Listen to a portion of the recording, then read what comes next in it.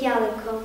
Mala oblečené svoje najkrajšie šaty, vlasy zviazané červenou zlatou stuhou.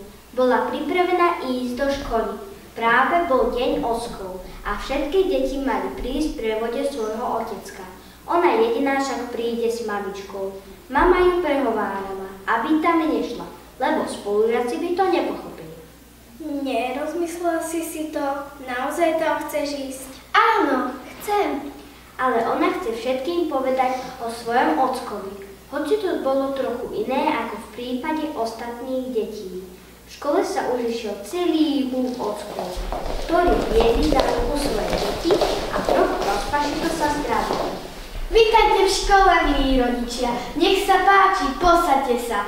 Teraz prosím, každý z vás predstaví svojho otecka.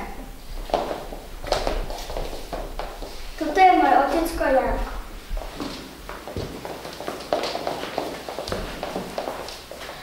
Toto je môj otecko Marko.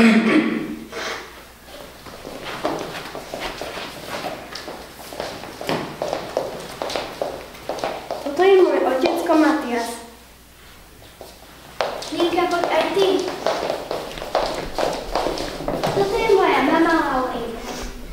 Kde je jej otecko? Podľa mňa nejakého nemá. Zrejme zase ďalší zanepláznený otec, ktorý si nenašiel čas. Dievčatko sa usmialo, všetkých pozdravilo a začalo rozprávať. Môj ocko tu nie je, pretože býva veľmi ďaleko.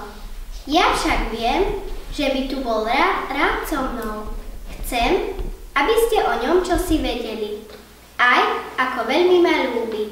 Rád mi rozprával rozprávky. Naučil ma bicyklovať. Keď som mala nejaký sviatok, vždy mi priniesol červenú ručičku a chodíval so mnou púšťa Čarkana. Spolu sme si pochutnávali na velikánskej zmrzline a hoci ho tu nevidíte, nie som sama, lebo môj ocko je stále so mnou. Aj keď bývame od seba veľmi ďaleko. Viem to, lebo mi sľúbil, že zostane navždy v mojom srdci. Keď to povedalo, položilo si rúčku na srdce.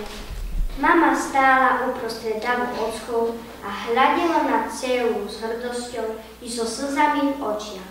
Veľmi ľúbim svojho ocka. On je moje slniečko. A keby mohol, bol by tu, lenže nebo je ďaleko. Niekedy, keď zavriem oči, mám pocit, ako by nikdy neodišiel.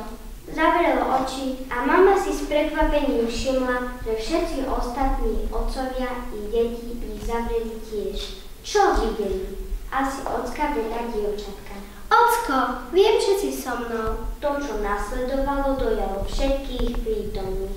Nikto to nevedel vysvetliť, pretože všetci mali zavreté oči, ale pred dievčatkom zrazu ležala nádherná, voňavá, červená rúža.